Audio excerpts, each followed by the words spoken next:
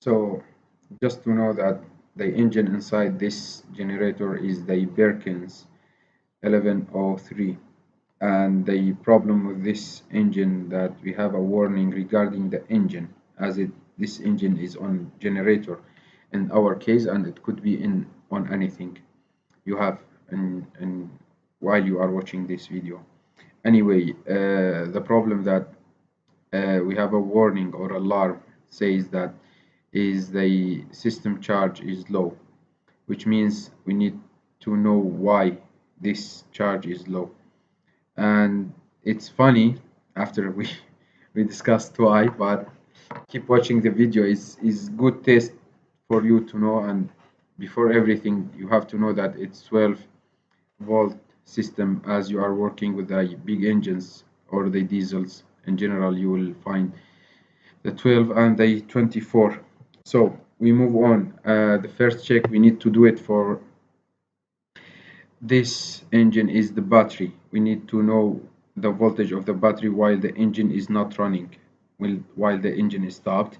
And we are looking for 12.4 to 12.8, and any figures below that means the battery need to be charged fully. So if you have a charger, if it's below 12.4, more or less 1 volt, charge the battery full and then do the test again.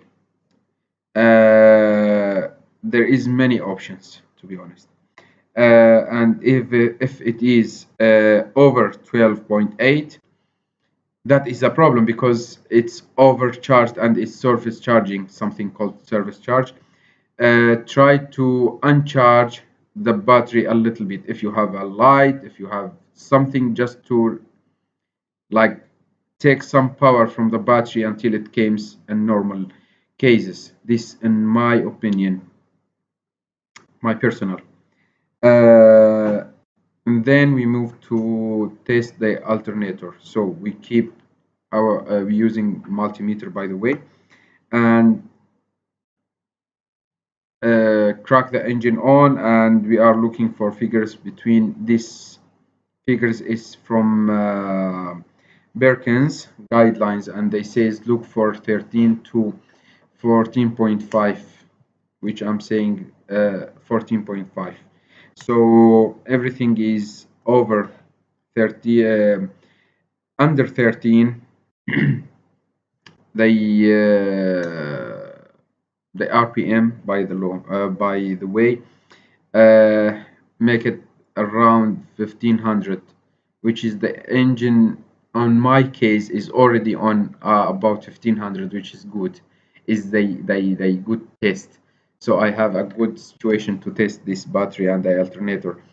If it's under 13, then you have a problem with the alternator, and if it's for over the 14.5, sometimes it goes to 15. So if it's above the 14.5, so there is something in the alternator, it's called the regulator, the voltage regulator. So make sure, and to move on, those regulator, some of them is built inside the alternator. So in this case, you need to change all the alternator. And in some other cases, it's external, it's on the back side of the alternator, and you can just remove it and put a new one and do the test again. I hope the video is clear for you, and is not just like that. Sometimes you have a voltage drop, which means the voltage, there is a broken wire. This we take it another video, but this video is just about testing the battery and what we have from the alternator. In our case, you will see that the alternator is giving on the side is 13.5, I think, which is good but slow. See the video and we see after.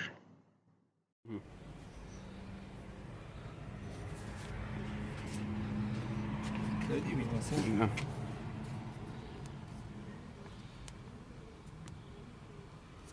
low battery charging system volt warm. Press it. ده مشغول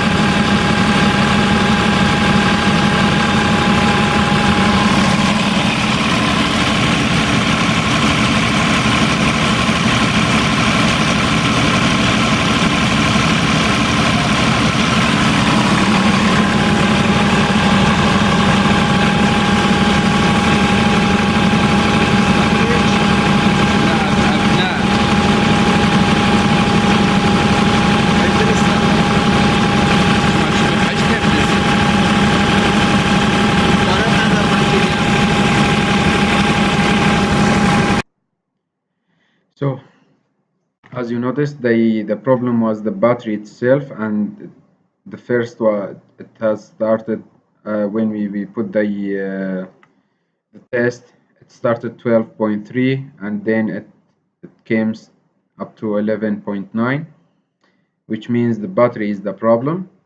And the other thing, we discovered that this engine didn't run for like a whole week, and already I think the battery was bad. So my suggestion, if you have such as thing, uh, it's good to run the engine each 2 days for like 15 minutes, 20 minutes, half an hour.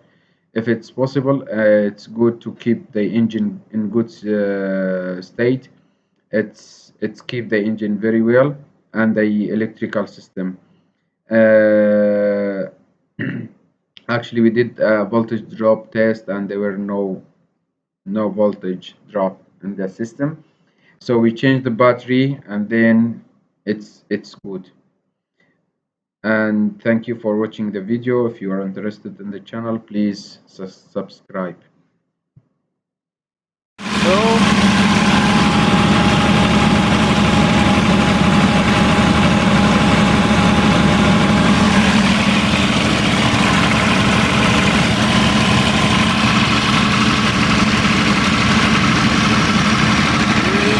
Battery and everything is perfect.